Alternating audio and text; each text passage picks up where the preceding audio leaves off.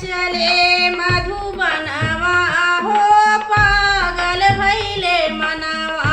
राम चले मधुबनवा हो पागल भैले मनवा।